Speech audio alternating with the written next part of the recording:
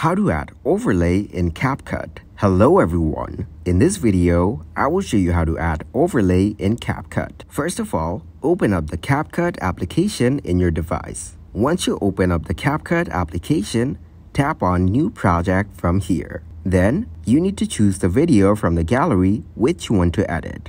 After selecting the video, tap to add it for editing. Once you add the video for editing, you will find so many options in the editing bar. So choose the overlay option from the editing bar. After that, tap to add an overlay here. Now choose the video you want to add in your overlay video.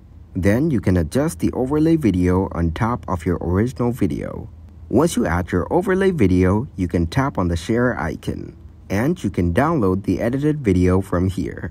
Thank you guys for watching this video. Hope you got some value. Make sure to like the video and subscribe to the channel to get notified for new videos. See you in the next one.